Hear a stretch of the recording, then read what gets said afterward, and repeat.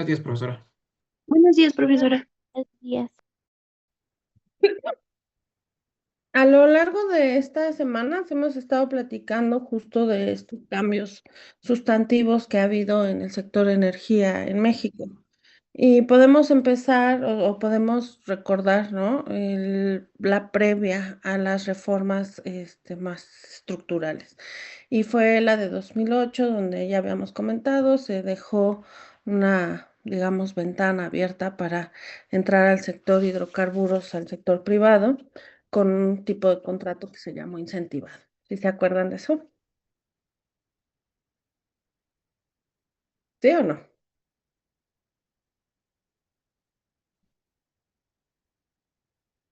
No muy bien, la verdad.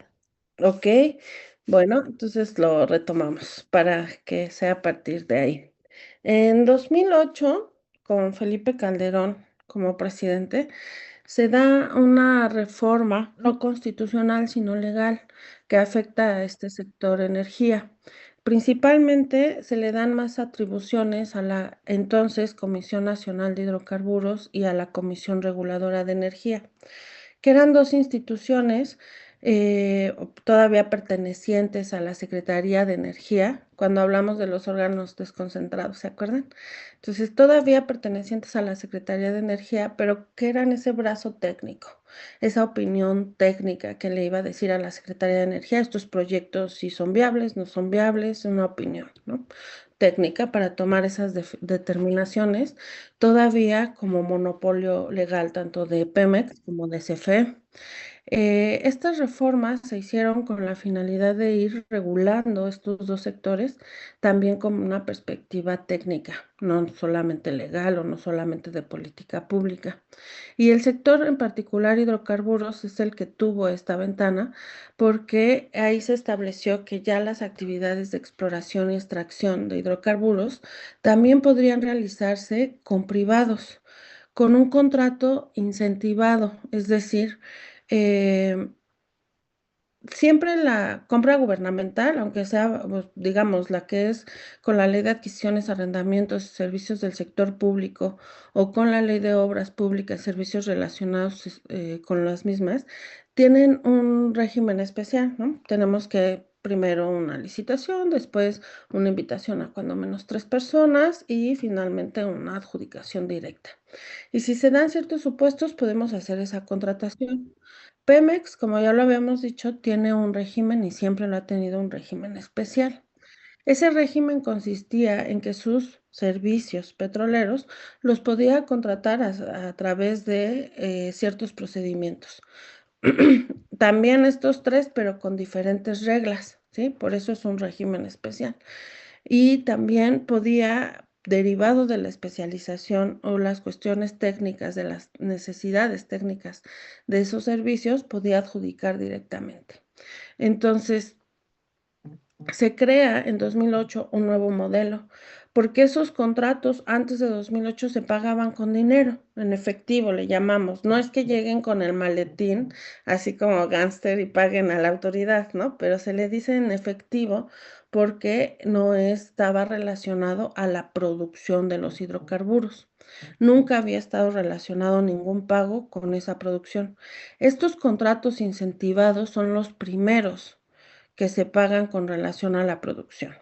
Es decir, realizas un servicio petrolero como cualquier actividad que tenga que ver con el desarrollo del campo, o sea, puede ser para que se den una idea, la perforación o ciertos estudios de la tierra que vamos a ver más adelante, que nos da datos importantes para generar un modelo geológico y de ahí saber si puede existir un yacimiento o no.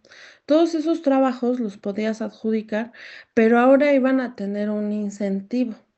Mientras llegáramos a cierto nivel de producción, iba a tener un precio fijo. Y al momento de pasar ese nivel de producción, también iba a aumentar el pago al privado. Entonces, es la primera vez que se da ese intercambio en relación con la producción de hidrocarburos. Nunca antes se había compartido, bueno, a partir de la expropiación, ¿verdad? Nunca antes se había compartido ese, digamos, beneficio adicional mientras aumentaba la producción con los privados. ¿Sí, Emiliano? Me acaba de surgir una pregunta, profesora. En este sentido del que fuera como compartido, ¿existía, por así decirlo, un límite? Así de, bueno, ya que llegado hasta acá ya no puedo seguirte dando más, aunque ganemos más, ya es como un límite, por así decirlo, o era ilimitado, por así decirlo.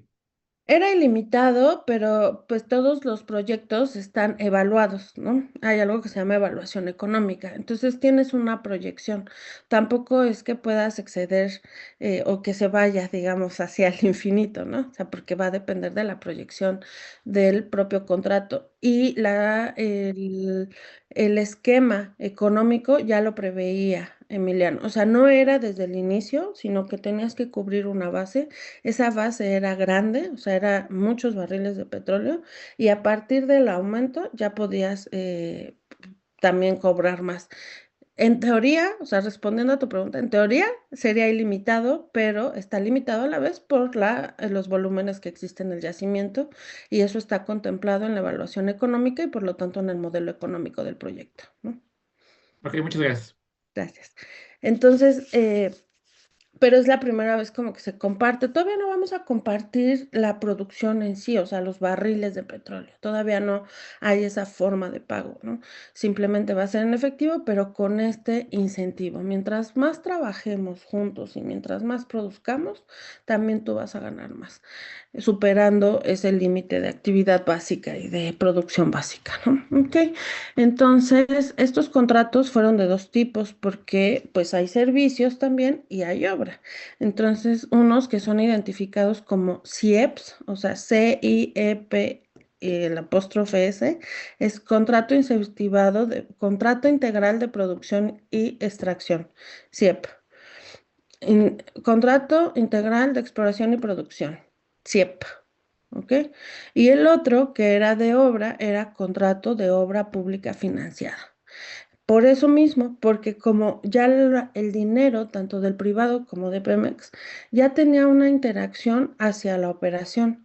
Ya no solo es, bueno, tengo que perforar este pozo y te va a costar $1,000 millones y me los pagas y se acabó, sino que ya vamos a ir mezclando también nuestras finanzas y nuestras operaciones para eficientar ese campo petrolero. Entonces, para que los dos ganemos más. ¿Hasta aquí todo claro? Por favor, prendan sus cámaras, chicos. Hasta aquí todo claro, Elizabeth Sí, Morales. sí, maestra. Ok. Bueno, entonces, y desde el punto de vista institucional, pues también hay esta modificación, darle más fuerza a estas dos comisiones. Comisión Nacional de Hidrocarburos, que revisaba o su competencia era opinar sobre las cuestiones técnicas de la exploración y extracción de hidrocarburos.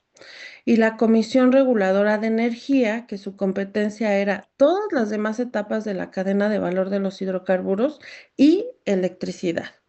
Electricidad en temas de generación y comercialización, que es lo que se dejó o que siempre ha estado como abierto al sector privado. Recuerden que en la electricidad sí sigue siendo un área estratégica que quedó de manera exclusiva para el Estado, la transmisión y la distribución de esa electricidad, ¿no? Entonces, la Comisión Reguladora de Energía, conocida como CRE, era la que se encargaba de regular todo el tema eléctrico y también las actividades permisionadas del sector hidrocarburos. Es decir, una vez que ya está fuera el hidrocarburo, que sale del área contractual, que sale del área de asignación, es que puede llegar a solicitarse o se tiene que solicitar un permiso y ese permiso, quien lo opinaba era la Comisión Reguladora de Energía, a partir de que ya tenemos el hidrocarburo fuera. Esto tiene un giro, o sea, a pesar de que aquí se empezaron, en 2008 se empezaron a sembrar algunos de los puntos que iban a ser la base para la reforma estructural del 2013, en realidad lo que ocurre en 2013 fue un cambio total, tanto de esquema como de actividad, ¿no? O sea, de esquema me refiero organizacionalmente, esta coordinación institucional se amplía y se fortalece para darle una supervisión y una regulación a la actividad en sí misma. Y entonces aquí es donde, o de donde derivó, fue de esta reforma constitucional, que por casualidad también fue el 20 de diciembre, pero de 2013, ¿no? Y fue el decreto por el que se reforman y adicionan diversas disposiciones de la Constitución Política de los Estados Unidos Mexicanos en materia de energía. Es decir, se integra, ¿no?, todo este cambio de esquema en una reforma, no como ahora que fueron dos reformas constitucionales con diferentes objetivos y que tuvieron repercusión en el sector energía, pero no fue específico del sector energía. Aquí sí. Y las principales modificaciones fueron justo las del artículo 25, 27 y 28, o sea, las que afectan. Porque el artículo 26 constitucional, ¿de qué habla? Iván Godoy. ¿El 26 de qué? ¿De qué va? Habla sobre la planeación nacional. Ujú. Y aunque sí hubo modificaciones ahí, pues tampoco es que, o sea, haya sido el motivo de la reforma, ¿no? Y lo que afecta directamente al sector energía fueron 25, 27 y 28 constitucionales. En el 25, ¿cuál fue ese gran cambio? Bueno, pues tanto la Comisión Pemex y CFE eran, ¿qué naturaleza jurídica tenían previo a la reforma de 2013?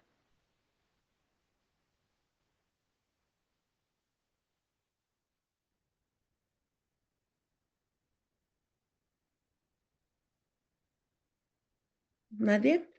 Miriam, Mariam Cortés.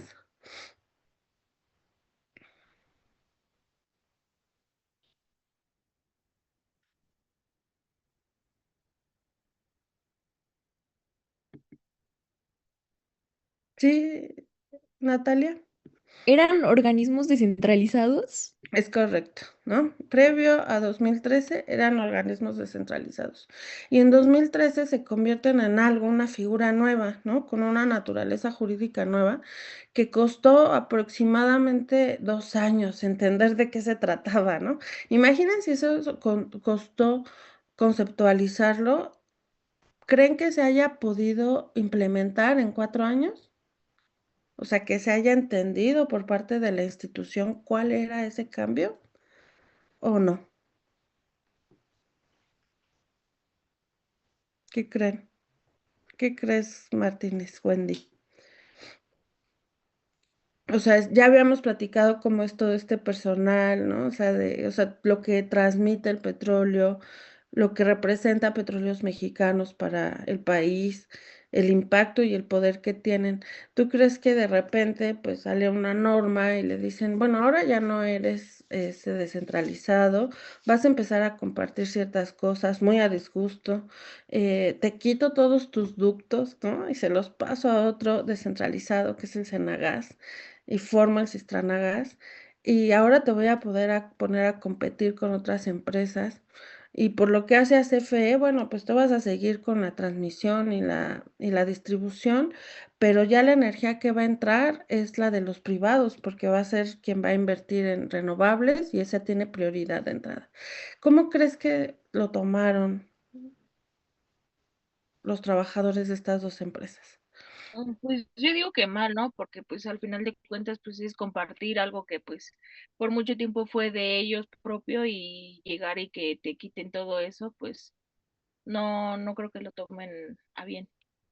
Sí, y no se entendía, ¿no? O sea, si les digo, tardamos, por todo el gremio, en identificar a qué se refería empresa productiva del Estado, pues todos los esquemas, modelos, procesos, procedimientos, directrices, disposiciones administrativas, de estas dos empresas o sea, estaban establecidas conforme a esas atribuciones que tenían antes, ¿no? Y de repente les decimos, ahora son empresas productivas y eso lo que implica es que entres al negocio. Y las dos así, pues ya estamos en el negocio, ¿no? O sea, es algo que ya hago. Entonces, ¿a qué te refieres con que voy a entrar al negocio? No, es que vas a participar. Pues sí, ya participo, yo soy dueño del mercado. ¿no? En México. Bueno, pero ahora tendrás que poner a prueba tus capacidades frente a las capacidades de otras empresas. Entonces así ya fue como que, no, espérenme, ¿no? O sea, ¿por qué? Y luego, todos tus procesos, pues tienes que hacerlos menos burocráticos para poder competir y tienes que tener áreas de negocios. Entonces eso implica contratación de nueva gente, ¿no? Y pues fue muy difícil, fue muy, muy difícil esa transición. Incluso yo me atrevo a decir que nunca se dio por completo. Los 2 primeros años fueron terribles, no sabíamos para dónde ir. Insisto, ni siquiera había una definición clara, ni desde la academia, de qué era una empresa productiva del Estado y cuál era esa gran diferencia que le tuvimos que cambiar la naturaleza jurídica a Pemex y CFE de descentralizados, ahora esto que se llamaba empresas productivas del Estado. Sí era, pero no, eres dinero público, por lo tanto es una empresa pública. ¿Qué tanto podemos? Incluso se llegó a dudar de las auditorías, ¿no? Está sujeto a las, claro que está sujeto. Es dinero público y ese, aunque sea un centavo, está auditado, ¿no? Entonces, todo este cambio fue muy difícil en el sector, porque, insisto, pues eres un monopolio legal por una empresa estatal, eres la única que realiza esta actividad. Todos los procesos técnicos eran de estas dos empresas.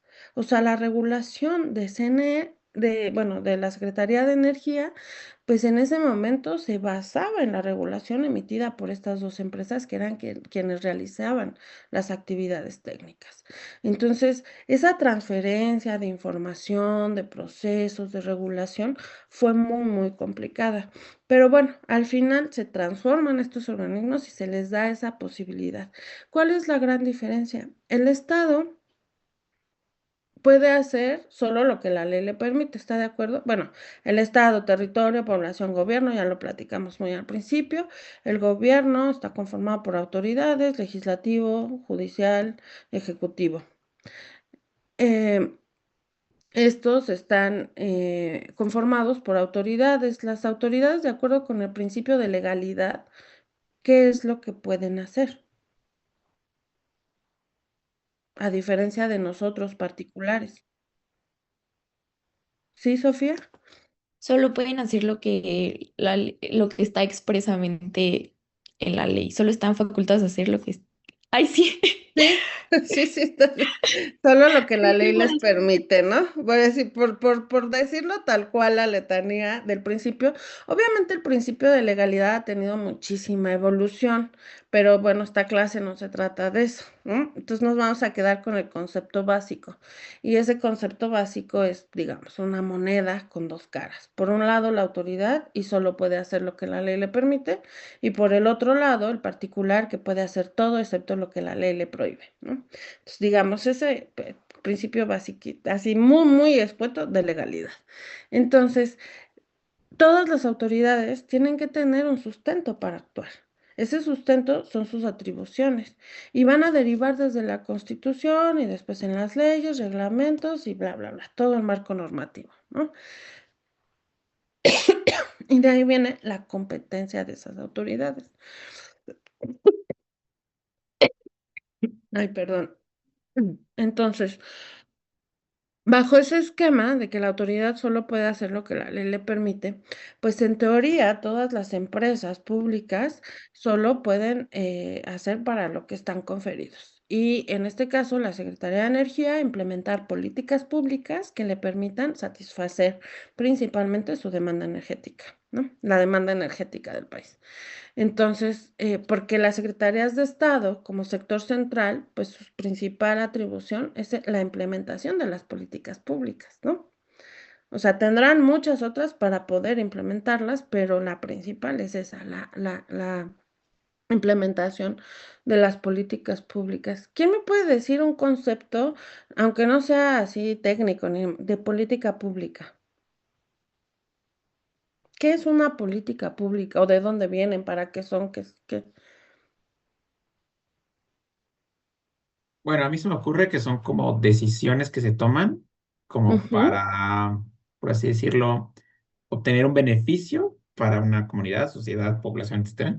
ujú. Ok, Por sí, de ejemplo, acuerdo. una que se me ocurre Fue tal vez la prohibición de los vapes, tal vez. Tal vez, sí, sí, sí, claro, claro. La prohibición ya es la acción que implementa la política de salud, pero sí, es correcto. Muchas gracias, Emiliano. Paola, Sí, bueno, yo creo que sería más bien como programas que implementa por su parte el Estado para que puedan satisfacer necesidades sociales y también pues para solucionar ciertos problemas en la calidad de vida de las personas o de los gobernados. de acuerdo, ok. Aquí anotamos el tema del programa, bien. Eh, Karime, A mí se me ocurre que son como acciones que implementa los gobiernos para justo satisfacer necesidades y pues de poblaciones más vulnerables o ok, que necesitan resolver problemas. ok, sí. Vamos a poner a un lado la vulnerabilidad, ¿sí? Porque, o sea, sí, pero no solo, ¿no? Miriam, creo que habías, o Cintia, creo que habías levantado la mano y ya la bajaste,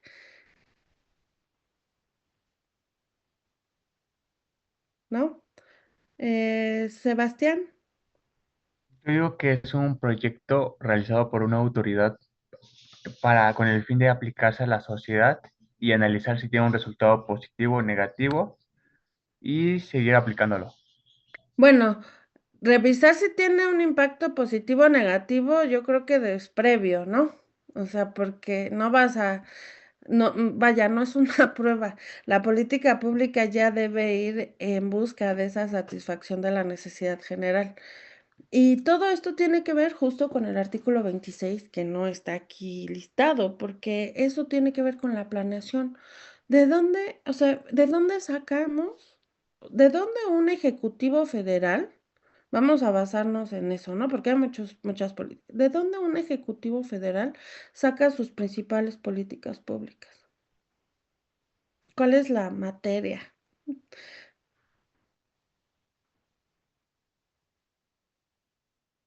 ¿Se las inventa así cuando llega al poder? ¿O de dónde vienen?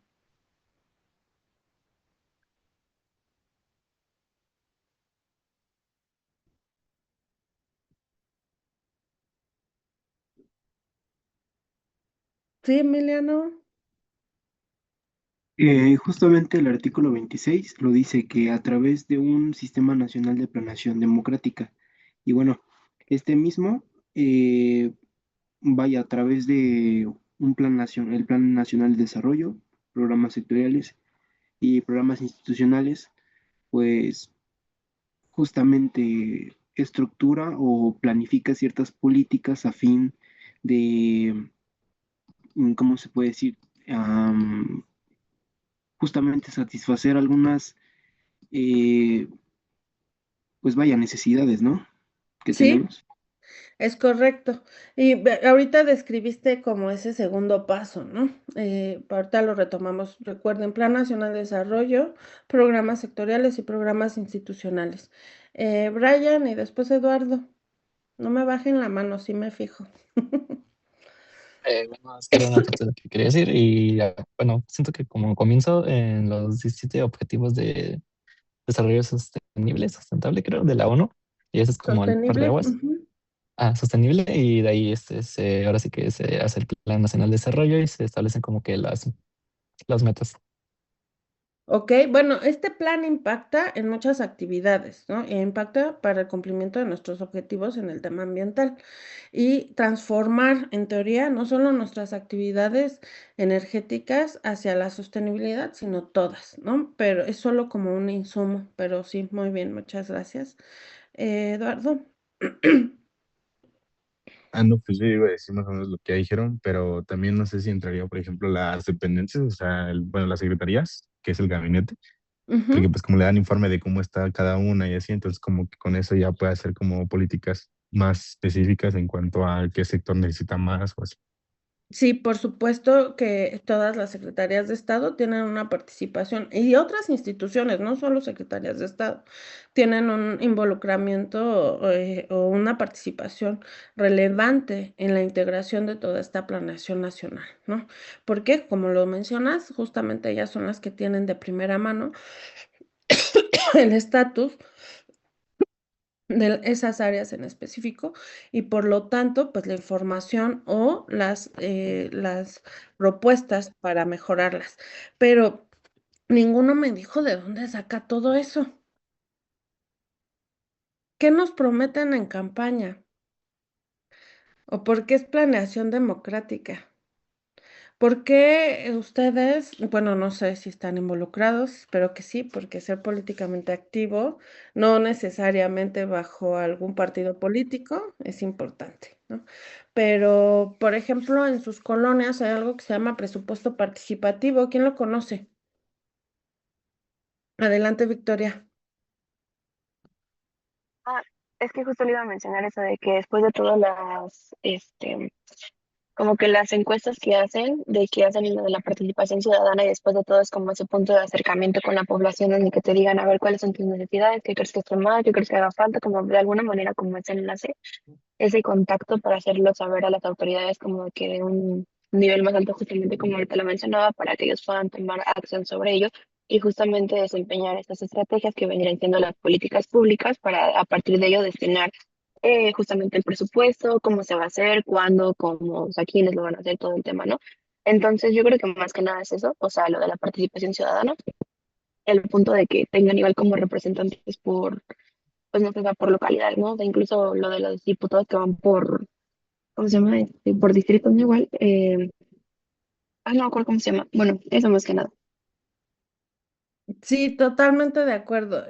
No surge de la participación ciudadana hacia arriba, pero la participación ciudadana es ese mecanismo que le va a dar la posibilidad, como dices, al Estado de dar esa vigilancia, esa supervisión, esa atención a necesidades, aunque son de cierta zona, pero que van a formar parte de esa planeación, ¿no?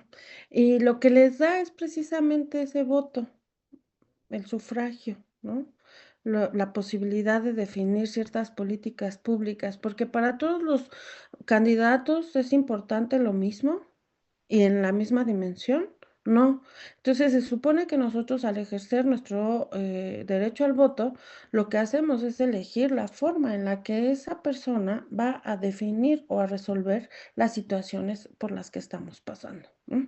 Entonces, por eso es planeación democrática, porque te lo estoy dando yo para que tú decidas. ¿Por qué? Porque tenemos esa afinidad, esa parte de queremos solucionar las cosas de manera similar. ¿Y cómo vamos a bajar toda esta necesidad general y que ya fue identificada por aquellas personas que nosotros elegimos democráticamente, justamente con el 26, como lo comentaban hace rato, ¿no? El tema del Plan Nacional de Desarrollo. Y ahí vamos a exponer de manera general todo lo que vamos a realizar, esas políticas públicas, dónde vamos a tener mayor actividad, dónde vamos a hacer dónde vamos a hacer reformas, dónde qué vamos a cambiar, qué vamos a continuar, qué programas sociales vamos a tener. Y todo esto lo vamos a bajar por institución, porque acuérdense que el ejercicio de las facultades de las secretarías de Estado son delegadas. ¿De quién son?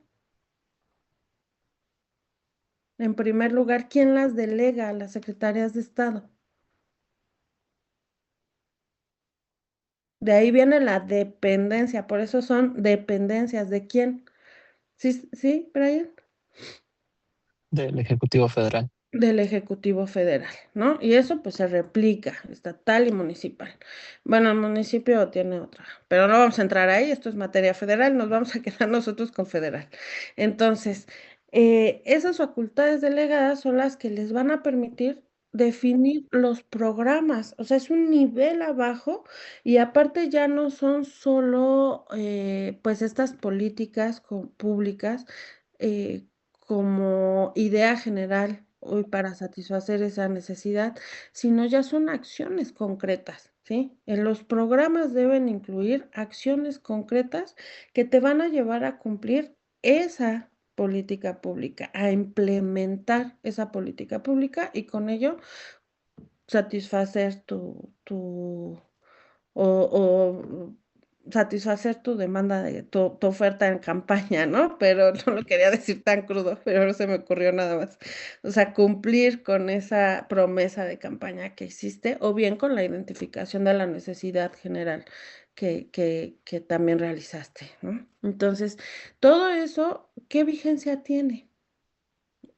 Todo esto se los digo para este punto. ¿Qué vigencia tiene?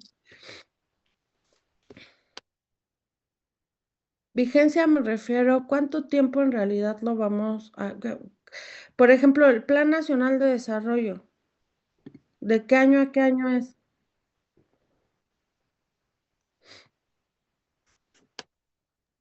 2025-2030, ¿no? Ajá, o sea, por... Justo porque deben hacerse adecuaciones periódicas dependiendo a, bueno, a lo que se trate de resolver. A lo que se trate de resolver por ese Ejecutivo Federal que se elige cada 6 años, ¿no? Por eso es su Plan Nacional de Desarrollo. Como cabeza del Poder Ejecutivo va a definir esas prioridades. Entonces tiene una vigencia sexenal.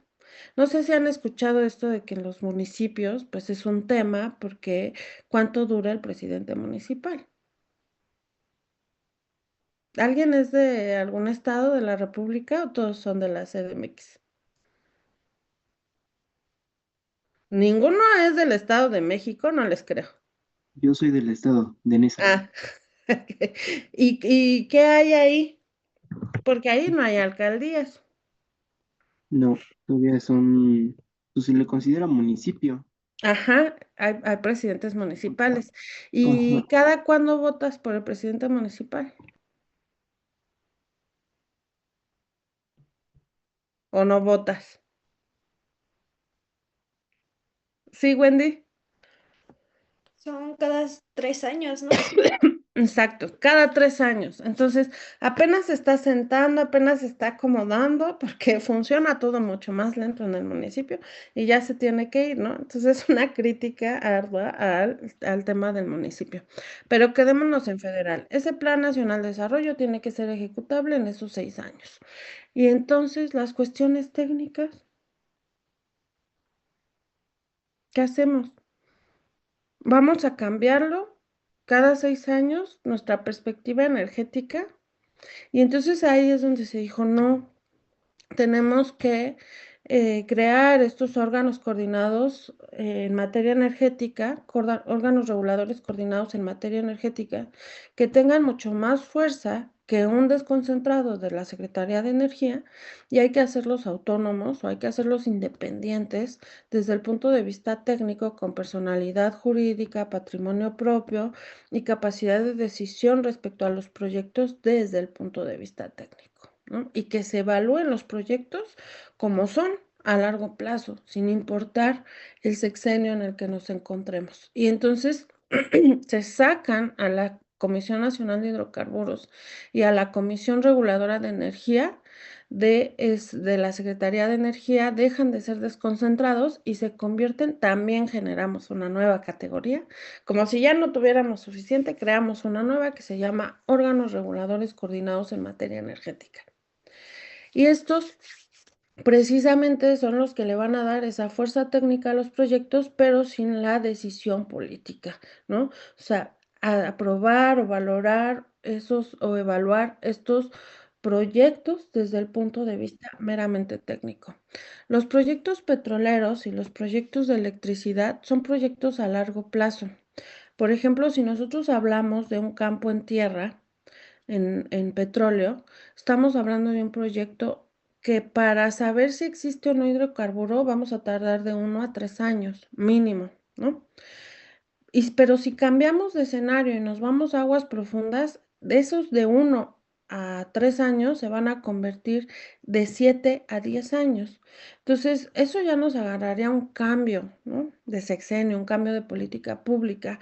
Y entonces las aprobaciones de los proyectos tendrían o estarían impermeadas de decisiones políticas. Y por eso es que se sacaron estas decisiones y se crearon estos órganos reguladores coordinados en materia energética. Otro de los cambios más relevantes fue la creación del Fondo Mexicano del Petróleo. ¿A dónde se van los ingresos públicos? O sea, ustedes pagan un derecho, un aprovechamiento, van y pagan su licencia, o van y pagan unas copias certificadas, o van y pagan. Todo lo hacen con su E5, ¿no? ¿Todos han pagado algo con E5 o no? Karina, ¿has pagado algo con E5?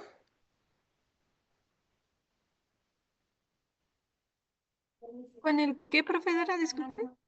Que si has pagado algo con la forma E5.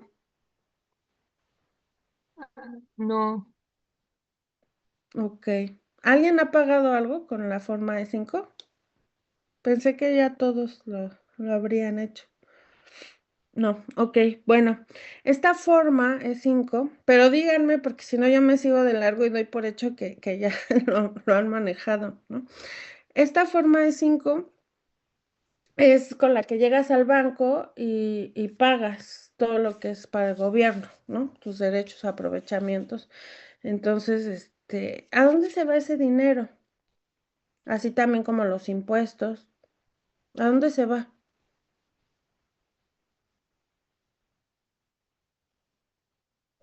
A los servicios públicos, ¿no? No, ¿a qué institución se va? ¿Sí, Saye? Al sistema de cuenta única de la tesorería o la tesorería en sí. Ajá, a la tesorería de la federación. Vamos a hablar solo de federal, ¿ok? Sigamos en esa misma línea, Saye. Se va a la tesorería de la federación.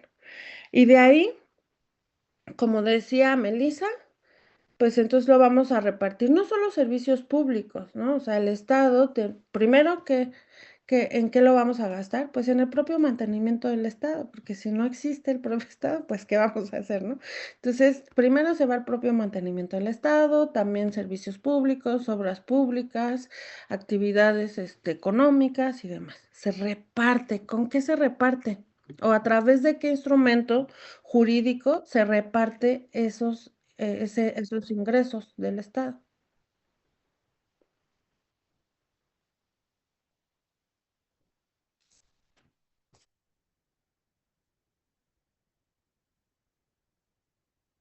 ¿Mm? Cada año estamos preocupados por ese tema. ¿Sí, Sofía? Es a través del presupuesto de egresos. Exacto, a través del presupuesto de egresos, ¿no? Y por ahí vamos a guardar algún dinero para inversiones a corto, mediano y largo plazo y así tener dinero en ciertos fondos también para poder estabilizar nuestra economía. Y entonces, ¿por qué ahora digo que es súper importante la creación del Fondo Mexicano del Petróleo? En realidad se llama Fondo Mexicano del Petróleo para la Estabilización y el Desarrollo. Ese es el nombre completo de la institución. ¿De acuerdo? Toda la actividad previa a la reforma de 2013 se hacía por Pemex. Ya sé que ya lo he dicho hasta el cansancio, pero créanme o no, a medio semestre dicen, ¿pero quién lo hacía? Ok, Pemex. Entonces, qué pagaba Pemex por hacer esta actividad de exploración y extracción? Un derecho al Estado. Y era un derecho que se llamaba derecho de la utilidad compartida. Eso también quedó establecido en la reforma de 2013. Ese derecho de utilidad compartida era más o menos el 60% de la utilidad de los proyectos. Y ese dinero ya se va al fondo, en 2013, que se crea el fondo, se va al Fondo Mexicano del Petróleo. No se va a la tesorería de la Federación, como decía ayer, ¿no? Todos los demás recursos se van ahí y siguen ese camino, ¿no? Presupuesto de egresos y luego lo reparto. El Fondo Mexicano del Petróleo tiene como principal función administrar todos los ingresos petroleros, es decir, el esquema financiero, o sea, no solo la economía de los proyectos, sino el esquema financiero de los proyectos petroleros cambia por completo. Y les dicen ya no va a ser tuyo tesorería, ya no cuentes con esto, porque ahora lo voy a administrar yo. Sí te voy a dar una parte, por supuesto, porque nuestra economía, ya lo habíamos mencionado, depende mucho de esos ingresos petroleros. Entonces, sí te voy a dar una parte y esa proporción va a ser del 3.9% del PIB.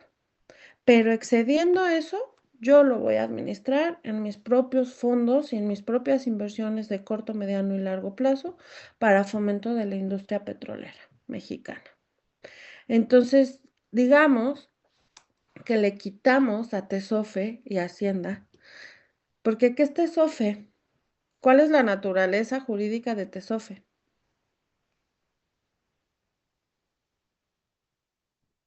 O bueno, de la Tesorería de la Federación. ¿Sí, Brian? La recaudación. ¿Mande? Pues se encarga de recaudar los ingresos de los contribuyentes. De administrar, ajá. Pero, porque la recaudación es del SAT, pero sí, de administrar, ¿no? El SAT lo recauda, se lo envía a la TESOFE. Y esos dos, ¿cuál es la naturaleza jurídica de esas dos instituciones? ¿De quién dependen? Según yo, son órganos centralizados, o sea, están directamente relacionados a la Secretaría de Hacienda. Exacto, pero no son, o sea, la naturaleza son órganos desconcentrados. Desconcentrados. Órganos desconcentrados de la Secretaría de Hacienda y Crédito Público, o sea, ejecutivo, ¿no? Entonces, justo lo que se dice aquí es, o sea, con la creación de este Fondo Mexicano de Petróleo, es decir, TESOFE, Hacienda, Ejecutivo Federal, vas a quitar tus manos del dinero del sector hidrocarburos. Y ahora lo voy a administrar yo, Fondo Mexicano del Petróleo, que soy un fideicomiso. ¿Y de quién? ¿Quién es el fideicomitente aquí? ¿Quién va a administrar este fideicomiso? ¿Quién creen? ¿A quién se lo hubieran dado ustedes?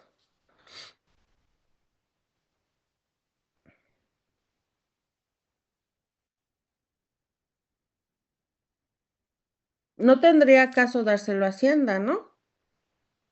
O sea, porque sí lo va a administrar de otra forma, pero pues es la misma institución y todo va a ir a la misma bolsa. Entonces, ¿a quién más se lo darían?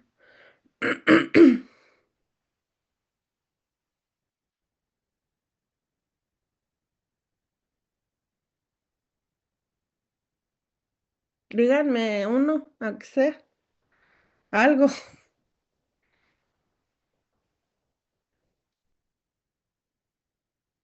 Brenda, ¿a quién se lo darías? ¿Sería la tesorería, perdón? No, porque la tesorería, insisto, es este desconcentrado de Hacienda que ya lo tenía, ¿no?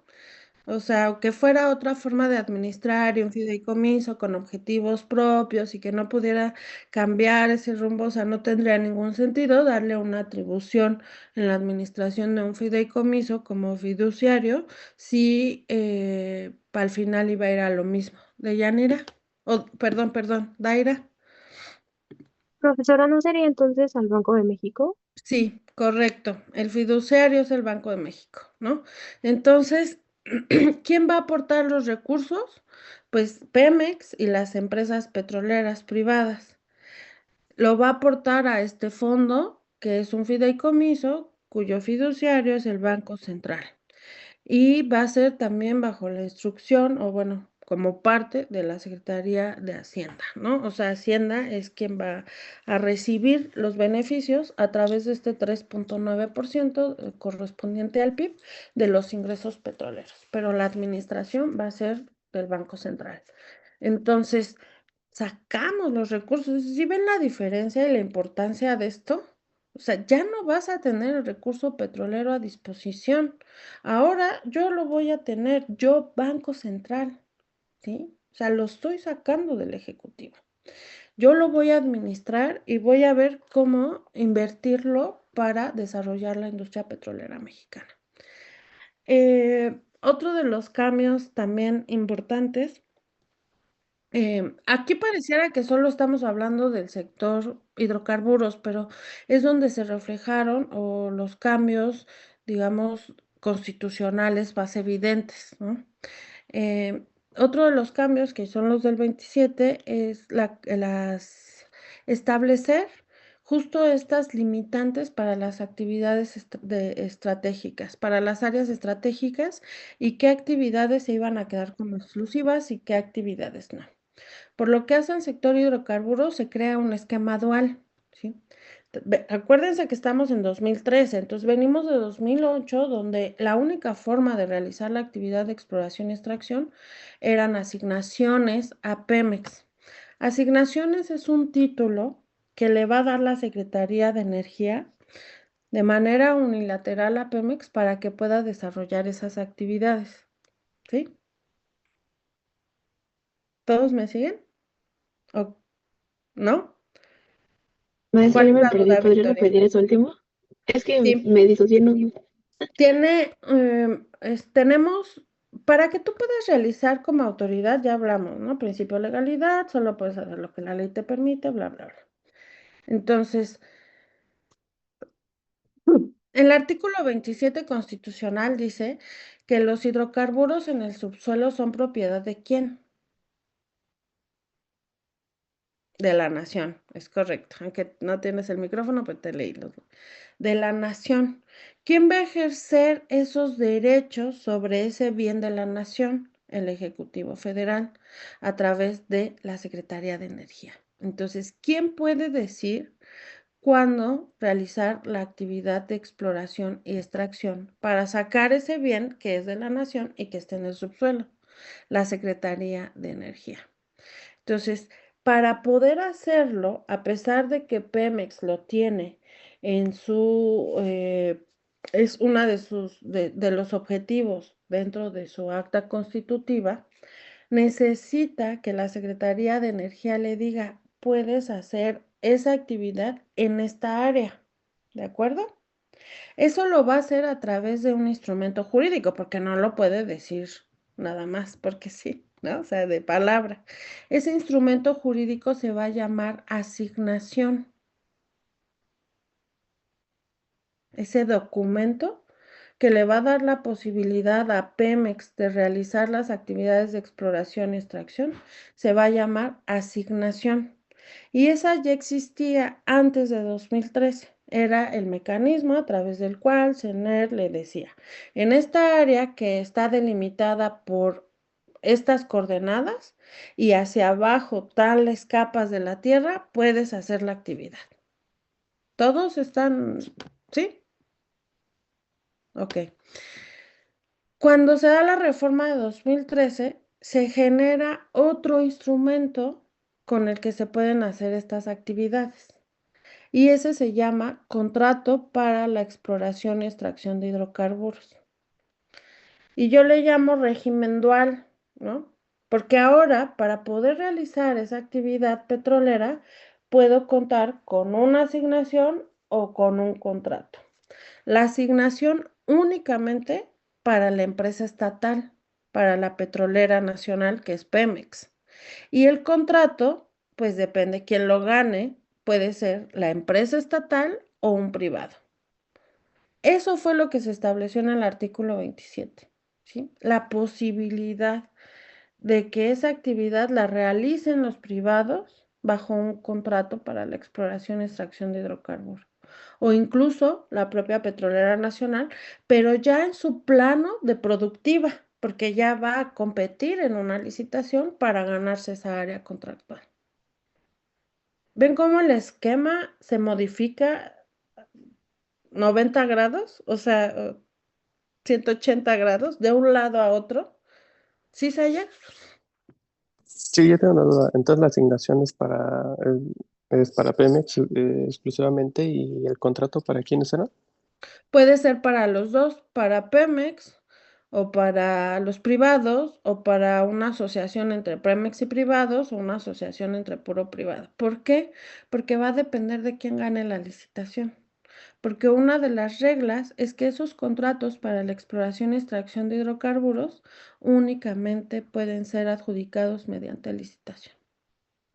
Y aquí es donde van a intervenir todo este engranaje institucional, ¿no? Hacienda, porque lo vamos a ver más adelante, Hacienda, Secretaría de Energía, Comisión Nacional, en su momento Comisión Nacional de Hidrocarburos, Secretaría de Economía, COFESE, todo este engranaje que va a proteger la licitación petrolera y que vamos a obtener de ahí un contrato para la exploración y extracción de hidrocarburos. Pero Pemex podía participar, ¿no? O sea, de hecho, eso del contrato sigue vigente o bueno, no sigue vigente, sigue contemplándose ahora en la ley del sector hidrocarburos, porque esto es ley de hidrocarburos.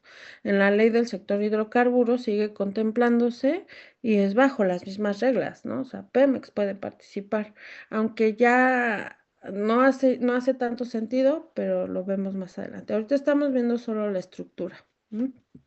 Entonces, estos cambios, pues son sustanciales. Por lo que hace a la industria eléctrica, la Comisión Reguladora de Energía, darle este valor de órgano regulador coordinado en materia energética, también tuvo mucho impacto porque lo que hizo fue empezar a vigilar a las empresas que participaban en el mercado eléctrico desde una perspectiva técnica, ¿no? Entonces, y más porque la ley, como ya lo habíamos comentado, la ley de la industria eléctrica en ese momento tuvo muchos beneficios para la generación a través de fuentes renovables.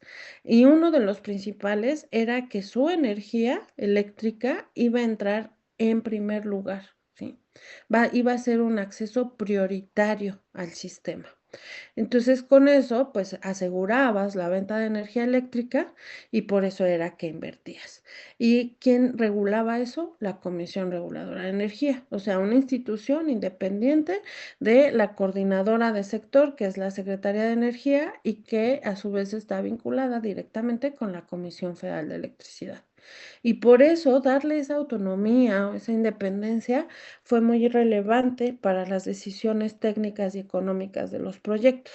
Ya no solo íbamos a depender de esa política pública. Entonces, estos fueron los cambios. Aquí se los escribo para que los lean, pero este es un esquema y aquí se los describo para que lo lean cuando les pase la presentación. Pero dicen lo mismo que hemos estado platicando, ¿no? Y entonces aquí esta es la coordinación institucional que se queda en 2013. Entonces tenemos al Fondo Mexicano del Petróleo para la Estabilización y el Desarrollo, que su fiduciario es el Banco Central, ¿no? Un Banco de México. Y luego por el Ejecutivo Federal intervenían tanto secretarias de Estado, Secretaría de Hacienda, CENER, Semarnat. ¿Qué hace la Semarnat? ¿O qué es?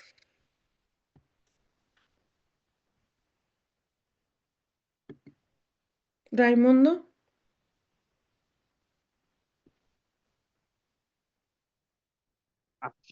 La Semarnat se encarga de la protección al medio ambiente y Ajá. posiblemente su papel se determinaba, bueno, fue determinante para que durante estas extracciones y exploraciones, pues no se afectara al medio ambiente. O se pagara por ello, ¿no? Porque, bueno, en un Sí, principio el ambiental surge únicamente como ese derecho sancionador, no preventivo, en donde, bueno, contaminas, pero si pagas, pues pagas, ¿no? O sea, si contaminas, pagas. Y eso era lo que importaba, por así decirlo. Gracias, Raimundo. Emiliano. Y justo, bueno, que es la Secretaría de Medio Ambiente y Recursos Naturales, y es esta dependencia que, pues mediante la normativa, pues, por así decirlo, conserva este equilibrio ecológico. Y bueno, se promueve el desarrollo sustentable, que como lo vimos, pues era el satisfacer las necesidades sin comprometer la de pues nosotros. La cuestión ambiental, ok, y de Ah, seguridad también, ¿no? claro. Y entonces ahí tiene al lado una rayita y dice el cuadro. No sé si ven mi cursor. ASEA. ¿Alguien sabe qué es la ASEA?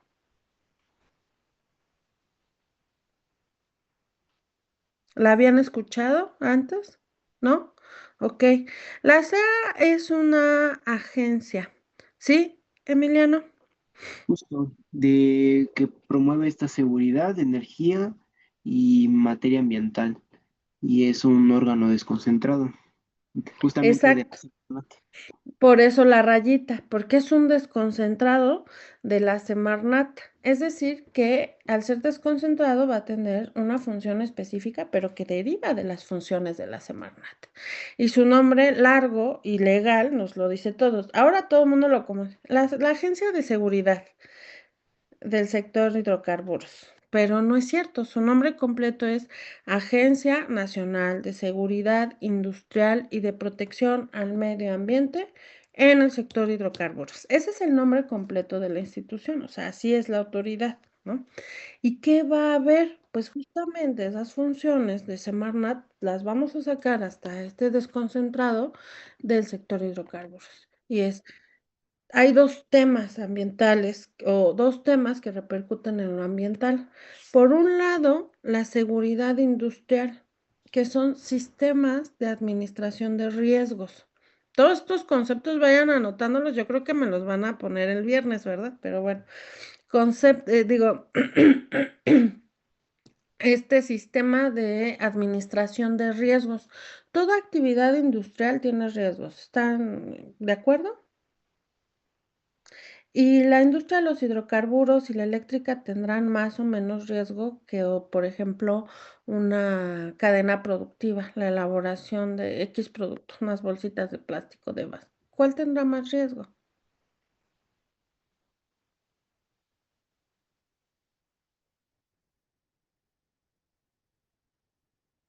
Leila, ¿cuál tendrá más riesgo?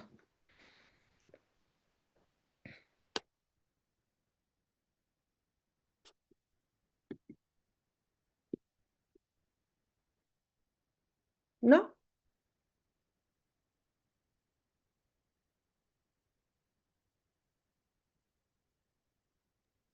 Saraí, ¿cuál tendrá más riesgo?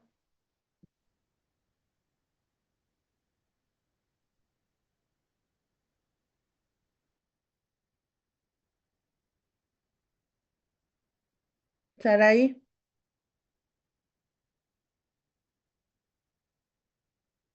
Sayej, Ah, sí, bueno, es que quería saber si, bueno, me puedes repetir la pregunta. ¿qué actividad tendrá más riesgo? O sea, ¿todas las actividades tienen el mismo riesgo? O, por ejemplo, estas que son actividades de la industria de los hidrocarburos o actividades del sector eléctrico, son más riesgosas que cualquier otra que sea, por ejemplo, una cadena productiva, la elaboración de cualquier producto en una fábrica. ¿Cuál Yo tendrá supongo más? que sí, bueno, yo creo que sí tiene eh, mayor riesgos este sector. Digo, creo que he visto noticias bueno, estas plantas de cuando, bueno, sus desechos tóxicos, ¿no? Van a parar al mar. Entonces, pues es todo un rollo ahí. Eh, y principalmente en la cuestión de los riesgos, pues supongo que sí, o sea, por las cuestiones avanzadas que necesitan, o sea, de ser muy técnicos, supongo que sí requieren un mayor cuidado en el manejo de, digamos, de todas estas energías, que pueden ser Ok. muy malas tanto para el ambiente como para nosotros. Ok, bueno, es que aquí las dos cosas que dices refieren o se direccionan hacia el tema ambiental, ¿no? Pero desde el punto de vista de la seguridad industrial, ya bajaron a alguien ahí la mano, creo que era Victoria, ¿no? Y Brenda, adelante. Ah, sí, Sofía y Brenda, adelante.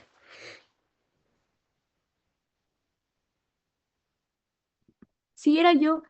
Sí, definitivamente tiene más pues riesgo la industria de hidrocarburos y la eléctrica. Y de hecho, mi mamá tiene una empresa de capacitación a través de obras de teatro y trabajó mucho tiempo con Pemex porque pues tenía que capacitar a todos para que utilizaran el equipo de protección personal.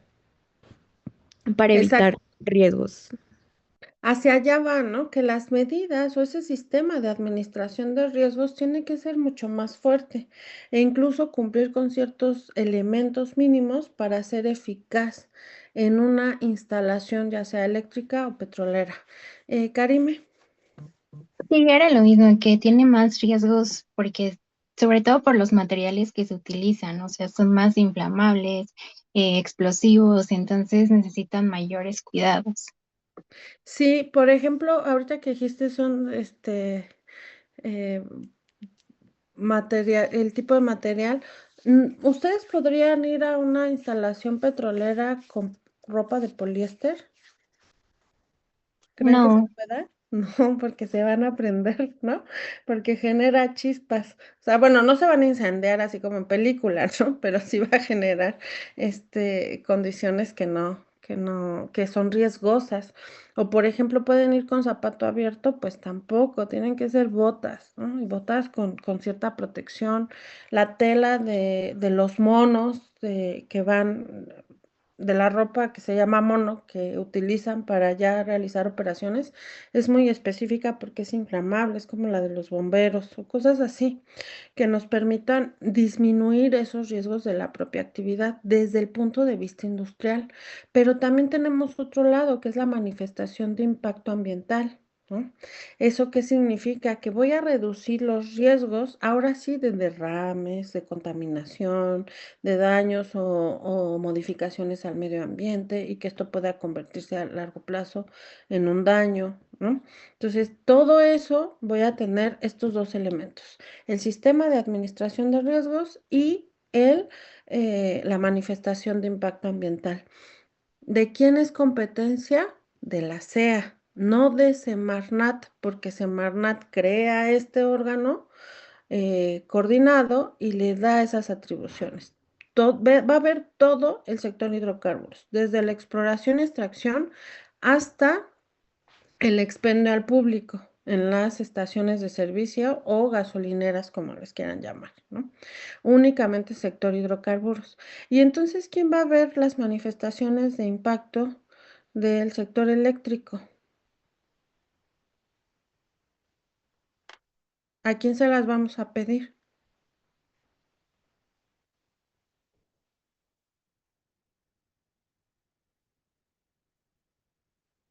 Sí, Wendy. ¿Sería al SENACE?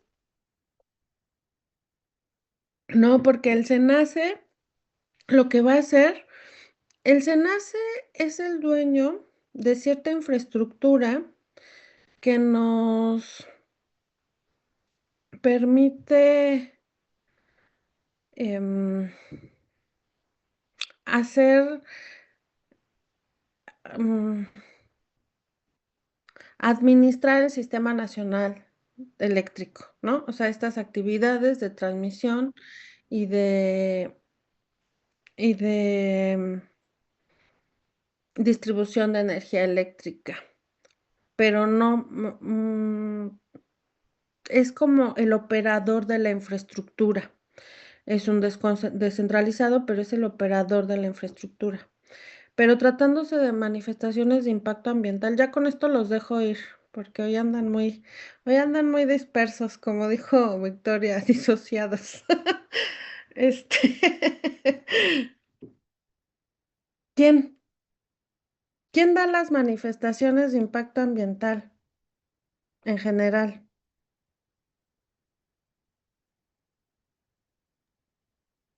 La Chicos, Semarnat, ¿no? ¿quién? La Semarnat. La Semarnat. Entonces, si creó un desconcentrado únicamente para el sector hidrocarburos, ¿quién va a dar las del sector eléctrico? Pues Semarnat, ¿ok? O sea, por eso, porque la atribución es de ella. O sea, por eso es importante que identifiquemos dónde se ubican las autoridades, cuál es su naturaleza jurídica, de quién dependen, qué son desconcentrados, descentralizados, órganos reguladores, empresas públicas o empresas productivas. ¿Qué significa eso, no? ¿Cuál es su papel dentro de la administración pública para poder operar este sistema? Entonces, Hasta ahí nos vamos a quedar. Hasta ahorita hemos visto sector central, digamos, Secretaría de Hacienda, CENER, Semarnat o ASEA, dependiendo. Uno va a ver el dinero, el otro va a ver ese instrumento a través del cual se va a autorizar la realización de las actividades y el otro va a ver la cuestión de seguridad y ambiental, ¿sí? Eso hasta ahí lo vamos a dejar y la clase que entra espero terminar. Lean los artículos otra vez para que podamos irnos más rápido de cuáles fueron esos cambios, ¿sale? Nos vemos el viernes, cuídense. Gracias, profesor. Hasta luego. Hasta Bye. luego, maestra. Hasta luego. Gracias.